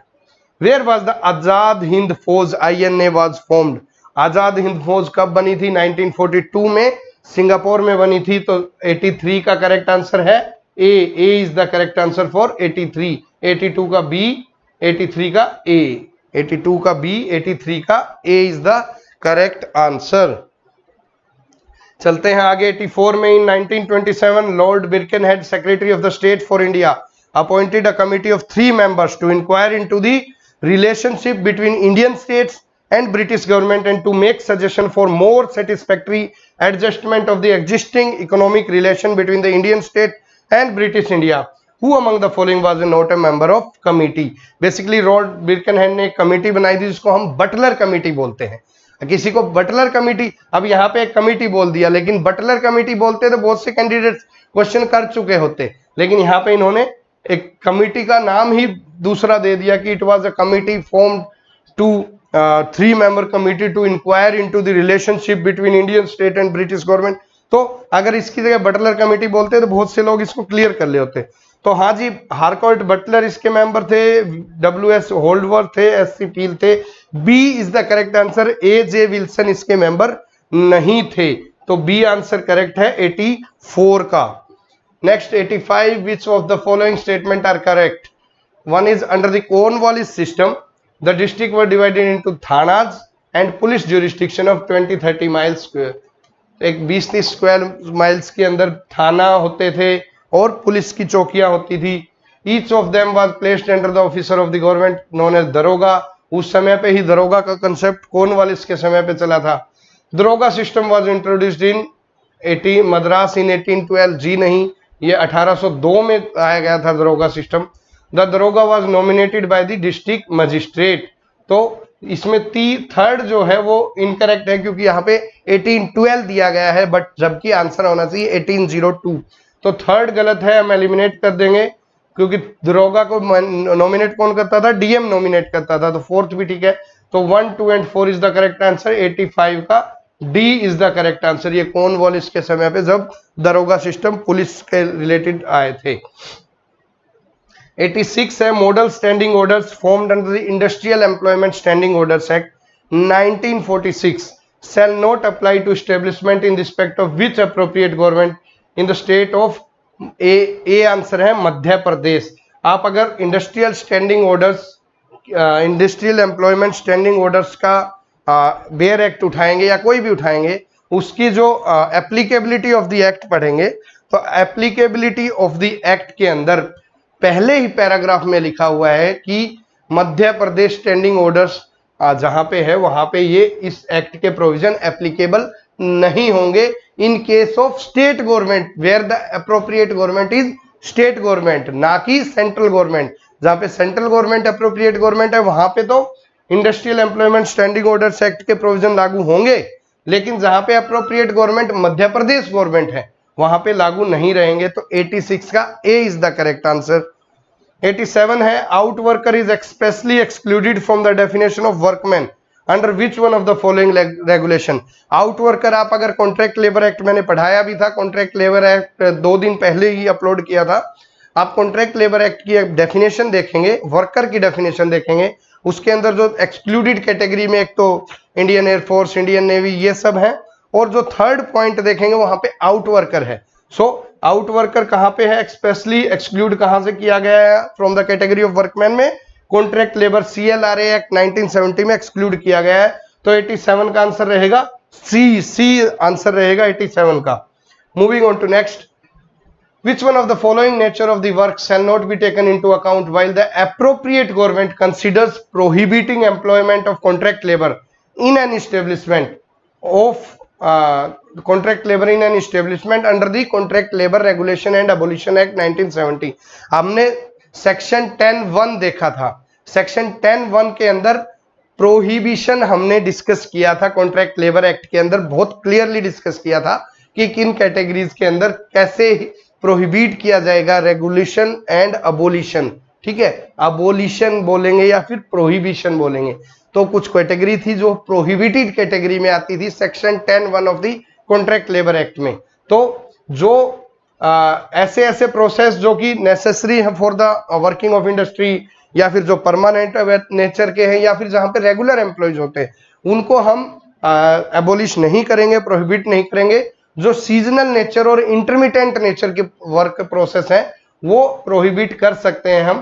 तो D is the correct answer if the work is of intermittent nature। Which of the following statement relating to the grievance redressal committee, grievance redressal committee under the Industrial Dispute Act 1947 is not correct? अगर आप दोबारा से ये book उठाएंगे UPSC EPFO की और इसके industrial dispute act 1947 में आप अगर जाएंगे डायरेक्टली आप जाएंगे और डायरेक्टली आप इसको उठा के पेज नंबर 66 पे अगर आप जाएंगे, पेज नंबर 66 पे grievance redressal committee clearly section 9C दिया गया है। 2010 का इंडस्ट्रियल डिस्प्यूट अमेंडमेंट एक्ट 2010 इसके अंदर क्लियरली दिया गया है और उसके अंदर ये जो पॉइंट है क्लियरली यहाँ पे मेंशन किए गए हैं कि as per the amendment act the chapter 2B was inserted and every industrial employment employing 20 or more workmen shall have a one or more grievance redressal committee for resolution of dispute arising out of individual grievances। तो मतलब ये तो इस note पूछा है तो ये नहीं होगा इसमें, ठीक है। It shall committee shell consist of equal number of member from employ and workman, ये भी आ गया, ये भी करेक्ट है, ठीक है। एंड उसके बाद है the chairperson of the grievance redressal committee shall be selected from employees to form among the workman alternatively on the basis rotationally basis, ठीक है। यहां पे कहीं भी नहीं लिखा हुआ कि अप्रोप्रिएट गवर्नमेंट इसको नॉमिनेट करेगी, ये कहाँ होगा, ये सेलेक्ट किया जाएगा एम्प्लॉयर और वहां से। तो सी जो है वो this was not the part of grievance redressal committee. और total number of members shall not exceed 6, ये 4th लाइन में लिखा हुआ है। तो करेक्टली क्वेश्चन डायरेक्टली इसके अंदर से आए हुए हैं, just providing you the evidence of the authenticity of our material. So C is the answer, 89 का C is the correct answer, ठीक है, क्योंकि यहां पे नोट पूछा गया था। 90 under the provision of the factories act 1948 a safety committee is to be constituted in a factory, safety committee is to be constituted in a factory where 1000 or more workers are employed or hazardous substances are used and handled, heavy machinery is utilized और 500 और more workers are employed। एक दिन मैंने YouTube पे post डाली थी related to welfare और something, तो फैक्ट्रीज एक्ट की, तो सिमिलर क्वेश्चन ही आज फैक्ट्रीज एक्ट के रिलेटेड सिमिलर क्वेश्चन आ गया related to safety committee. Safety committee से रिलेटेड डायरेक्ट क्वेश्चन आ चुका है।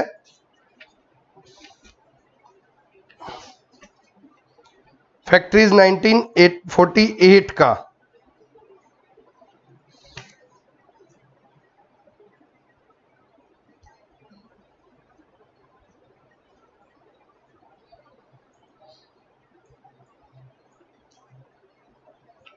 तो अगर हम देखें तो आप अगर फैक्ट्रीज एक्ट 1948 बुक से देखेंगे तो वहां पे डायरेक्टली लिखा गया है कि फैक्ट्री सेफ्टी ऑफिसर तो होगा 1000 और मोर वर्कर्स पे, लेकिन सेफ्टी कमिटी से रिलेटेड कोई वर्कर्स की नंबर नहीं दिए गए हैं।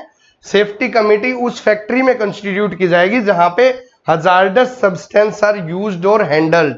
आप बुक भी देखेंगे और हमारे लेक्चर भी देखेंगे तो क्लियरली मेंशन है कि सेफ्टी कमिटी वहां पे होगी जहां पे हजार्डस सब्सटेंस यूज्ड है फैक्ट्रीज एक्ट के अंदर, लेकिन सेफ्टी ऑफिसर कहां होगा जहां पे 1000 या 1000 से ज्यादा वर्कर्स एम्प्लॉयड हैं। तो 90 का आंसर रहेगा B is the correct answer, ना 500 ना 1000, B is the correct answer. Moving on to next, ये मैथ्स के क्वेश्चन है, ये हम ऑलरेडी आपको बताया कि मैथ्स के जो क्वेश्चन है ये हम आपको डिटेल्ड एक्सप्लेनेशन प्रोवाइड करेंगे। ये भी मैथ्स का क्वेश्चन है, ये भी मैथ्स का क्वेश्चन है। तो 91, 92, 93, 94 ये मैथ्स के क्वेश्चन है, 95 भी मैथ का क्वेश्चन है, ये सब आपको प्रोवाइड करेंगे हम। 96, which one of the following is included in the cost of inventory according to accounting standard 2 inventory valuation. Similarly हम फिर से आपको बताना चाहेंगे कि ये डायरेक्टली हमारे बुक के अंदर से ये क्वेश्चन आया। आप देखेंगे accounting standard page number 125 of the book UPSC EPFO by एडुकेशियस, पेज नंबर 125 पे देखेंगे valuation of inventories AS2 accounting standard 2 दिया गया है, तो वहां से डायरेक्ट क्वेश्चन आया है। तो इसके अंदर जो इन्वेंट्री की वैल्यूएशन से रिलेटेड है, एडमिनिस्ट्रेटिव ओवरहेड इसका पार्ट होते हैं, स्टोरेज कॉस्ट इसका पार्ट होती है, सेलिंग एंड डिस्ट्रीब्यूशन कॉस्ट इसका पार्ट होती है, लेकिन जो टैक्सीज होते हैं वो बेसिकली जो टैक्सीज रहते हैं वो इसके अंदर बताया गया है, वो पार्ट होते हैं AS22 का। AS22 का तो D will not be there, 96 का डी, ठीक है। ओ सॉरी, यहां पे इंक्लूडेड पूछा है, एक सेकंड बताते हैं। Is included in the question accounting to accounting standard 2। सो इसके AS2 में अगर आप देखेंगे तो This standard deals with determination of value at which inventories are carried in financial statement, like ascertainment of cost of inventories, any write down to the net realizable value। तो इसका answer रहेगा selling 96 का answer मैं अभी आपको बताता हूं। इसका आंसर बेसिकली रहेगा ड्यूटीज एंड टैक्सेस नहीं रहेगा इसका answer, selling and distribution cost भी नहीं रहेगा क्योंकि यहाँ पे वैल्यूएशन ऑफ इन्वेंट्रीज है, सेलिंग एंड डिस्ट्रीब्यूशन कॉस्ट नहीं रहेगा। Storage cost which are necessary in the production process prior to the production state, ये भी नहीं रहेगा।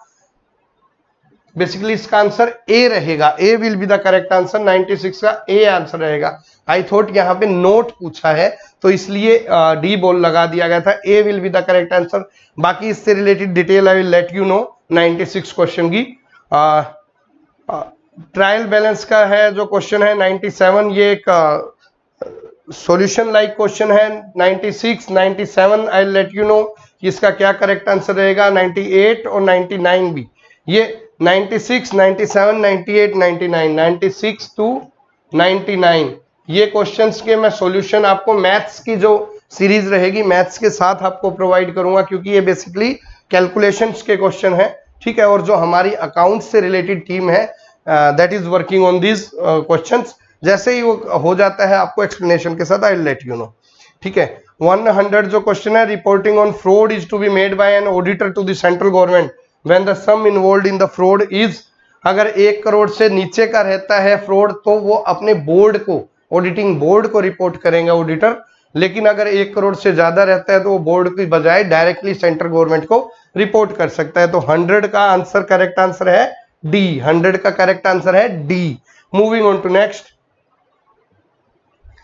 101 overhauling expense of ₹25,000 for the engine of a motor car to get better fuel efficiency is deferred revenue expenditure। deferred revenue expenditure क्या रहता है कि वो expenditure जिसको खर्च तो हम एक्सपेंस तो करते हैं इस फाइनेंशियल ईयर में, बट उसका फायदा हमें फ्यूचर में मिलता है, इसको बोलते हैं डेफर्ड फाइनेंशियल एक्सपेंडिचर।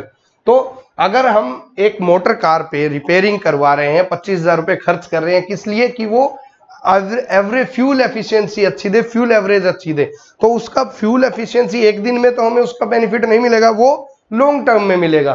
तो ये 25,000 का जो एक्सपेंस है वो बेसिकली हमारा एक्सपेंस एक बेनिफिशियल एक्सपेंस है जो कि हमें फ्यूचर में मिलेगा। तो इस टाइप के एक्सपेंस जो होते हैं उसको बोलते हैं डेफर्ड रिवेन्यू एक्सपेंडिचर। तो 101 का A is the correct answer, deferred revenue expenditure.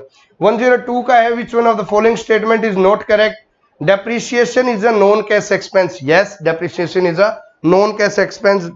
Directly book के अंदर से आप डेप्रिसिएशन आपने अगर पढ़ा होगा तो आप देखिए कि पेज नंबर, आप जाइए पेज नंबर 140 पे, 140 पे डायरेक्टली सेकंड लाइन में लिखा हुआ है कि it is a non cash expense that reduces the value of a asset.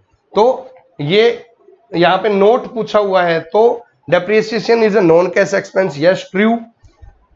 Depreciation is the process of valuation of asset, but यहां पे हम पढ़ेंगे तो it is the valuation of decrease in the valuation of tangible and non tangible asset.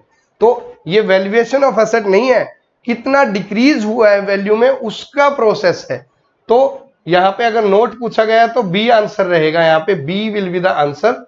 Main cause of depreciation is wear and tear, obviously यहां पे लिखा हुआ है, आप पढ़ेंगे तो इसका जो डेप्रिसिएशन का मेन कॉज है wear and tear, obsolescence, accident और डैमेज, इनएडिक्वेट मेंटेनेंस।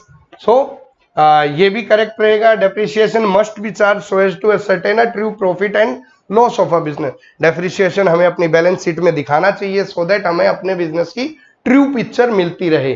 तो ए, सी और डी ये डेप्रिसिएशन का पार्ट है जो कि क्लियरली बुक के अंदर मेंशन किए गए हैं। B is not the part because B क्या आता है, उसकी रिड्यूस्ड वैल्यू बताता है, ना कि उसकी वैल्यूएशन बताता है। ठीक है, तो B will be the answer for 102, B will be the answer. अगला चलते हैं, credit purchase of a machinery recorded in the purchase book instead of journal proper is an example of error of commission. आप ये देखेंगे इसके अंदर page number 133 पे देखेंगे, इस पे error of omission, error of commission, principle error और कंपनसेटिंग एरर सारे दिखा रखे हैं। पेज नंबर 103 पे देखेंगे तो ये एरर ऑफ प्रिंसिपल नहीं है, क्योंकि एरर ऑफ प्रिंसिपल बेसिकली वो एरर होती है जो रिलेटेड किससे होती है, अकाउंटिंग प्रिंसिपल गलत यूज हो गए उससे। एरर ऑफ ओमिशन भी नहीं है, ये बेसिकली एरर ऑफ कमीशन है। B is the correct answer. 104, the practice of appending notes regarding the contingent liability in accounting standard is pursuant to convention of full disclosure. D is the correct answer.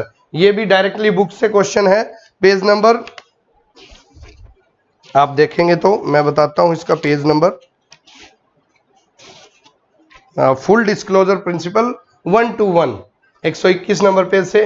105 के अंदर देखेंगे, outstanding rent में भी classified as, outstanding rent में भी classified as representative personal account. B is the correct answer. 105 का B correct answer, representative personal account के अंदर से। 106, HTML अगर किसी को IT का स्टूडेंट है, HTML किसी को आती है तो HTML सोर्स कोड में अगर आप देखेंगे तो 106 का आंसर है बी। यहां पे ऐसे enter comment here, enter comment here और फिर ये करके, ये जब HTML का कोड लिखते हैं तो ऐसे लिखा जाता है। तो B is the correct answer. 107, which one of the following is used to create an email hyperlink to a web page. अगर आपने HTML पढ़ा होगा, ईमेल हाइपरलिंक बनाता है क्या किसी वेब पेज का, तो कैसे बनाते हैं, मेल टू और फिर कोलन लगा के बनाते हैं। तो इसका भी आंसर करेक्ट B है। 108, in the context of a buffer in memory area और डिस्क स्पूल रेफर्स टू। अगर आप स्पूल देखेंगे, एक मेमोरी से रिलेटेड है, ये मशीन उसके रिलेटेड क्वेश्चन है, मशीन लर्निंग से related. Simultaneous peripheral operation online, बहुत ही डीप क्वेश्चन है। ऐसे क्वेश्चन यूपीएससी में कैसे पूछे गए हैं, कंप्यूटर से रिलेटेड हमें भी समझ नहीं आ रहा। 108 का सी, ये बेसिकली जिन्होंने इंजीनियरिंग की है कंप्यूटर साइंस से या फिर बीएससी की है उन लोगों से रिलेटेड क्वेश्चन है, आम स्टडी मटेरियल का पार्ट नहीं होते। Simultaneous peripheral operation online. 109 देखते हैं, which one of the following is not a commutative law. Commutative law basically क्या होता है, A into B is equal to B into A B is equal to B A, ठीक है, A star B is equal to B star A. तो ये तीनों देखेंगे तो C is the correct answer. इनमें से A minus B is equal to B minus A नहीं होगा, बाकी तीनों ही करेक्ट हैं। तो 109 का C is the answer. 1110, which OSI layer is responsible for managing the communication between computer. ये सारी OSI लेयर के टाइप हैं, लेकिन जो कम्युनिकेशन एक कंप्यूटर से दूसरे कम्युनिकेशन पे कम्युनिकेशन को इंटरलिंक करता है वो होती है ट्रांसपोर्ट लेयर। सो 110 का B is the correct answer, transport layer. Moving on to next, 111 number question है, consider the following statement about DNA. DNA के बारे में बताइए। DNA refers to deoxy ribo nucleic acid, deoxy ribo nucleic acid, ठीक है। It is located in ribosomes, it is composed of ribo nucleic acid, it can make a copy of itself. So the correct answer for DNA is 111 is A, 1 and 4 only. A is the correct answer. Science का question है, directly biology का question है।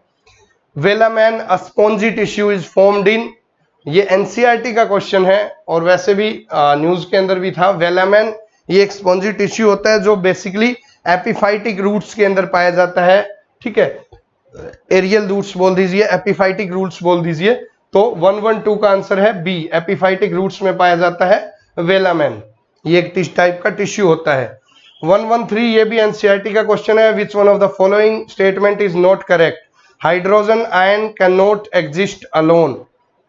All compound containing hydrogen are acidic. Separation of hydrogen ions from HCl molecule cannot occur in the absence of water, and water soluble bases are known as alkalis. So B is not the correct answer. तो यहाँ पे note पूछा हुआ था, तो 113 का answer क्या है? B.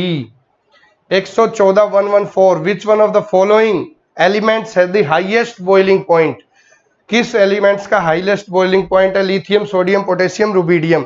अगर आप देखोगे तो लिथियम का है बॉइलिंग पॉइंट है 1342 डिग्री सेल्सियस, सोडियम का है 883 डिग्री सेल्सियस, पोटेशियम का है 760 डिग्री सेल्सियस, रुबिडियम का है 688 degree Celsius. So the correct answer is lithium has the highest boiling point.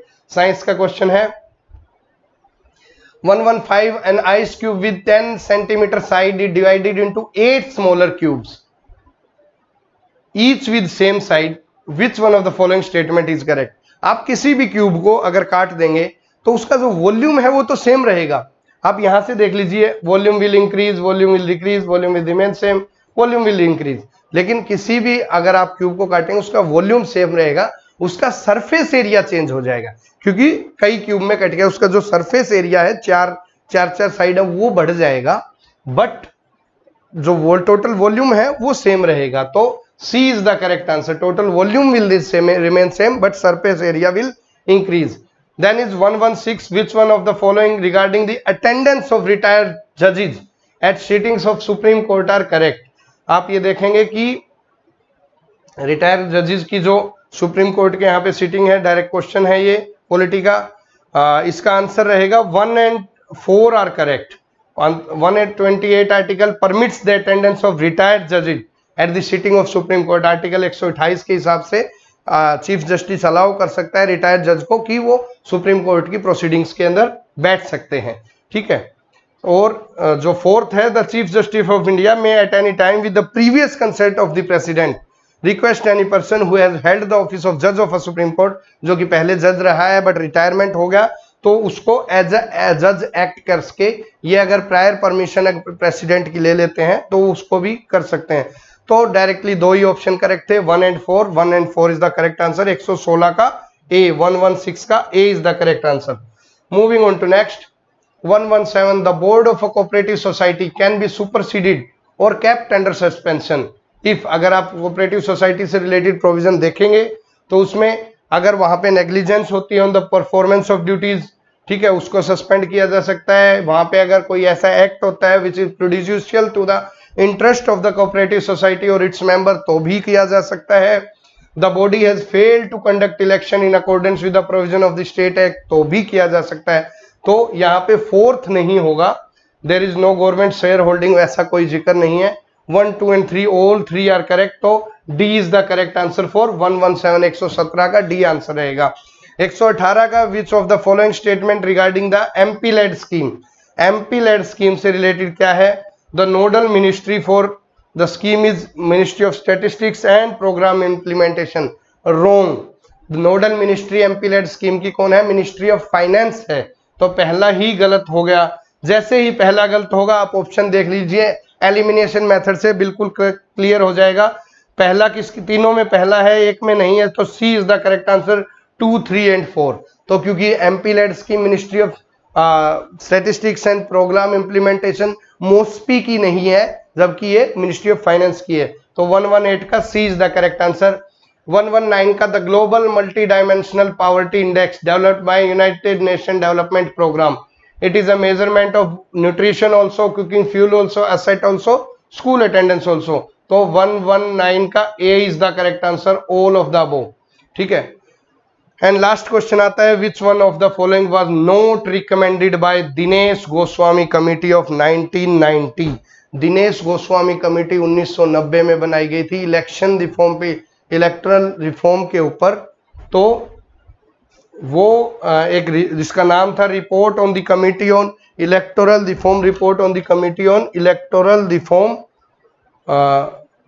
जो कि मई 1990 के अंदर बनाई गई थी. या फिर ministry of law and justice की एक रिपोर्ट थी. ठीक है.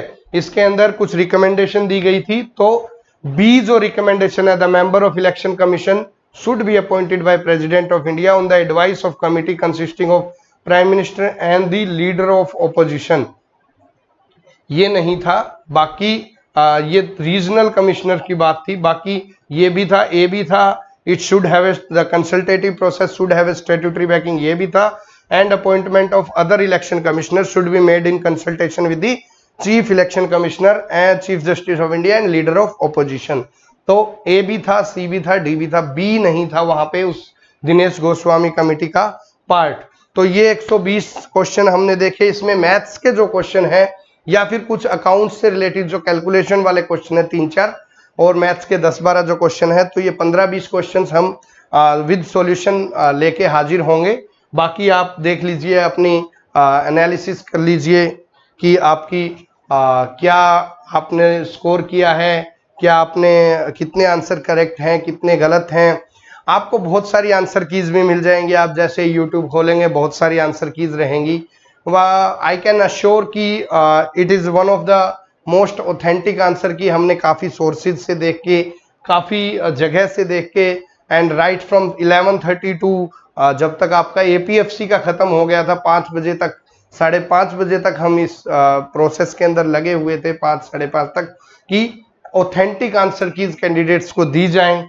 तो इसी संदर्भ में अराउंड 100 क्वेश्चन के आंसर्स हमने ऑथेंटिकली आप लोगों को प्रोवाइड किए। हो सकता है हमसे भी कहीं एक आधी चूक हो गई हो, तो हम आशा करते हैं कि आप कमेंट बॉक्स में अगर हमसे कहीं चूक हुई है या कोई क्वेश्चन का आंसर हमारे तरफ से गलत बताया गया है, तो आप उसको हमें करेक्ट करने के लिए भी बता सकते हैं विद सोर्सेज, ठीक है, एंड साइटेशंस।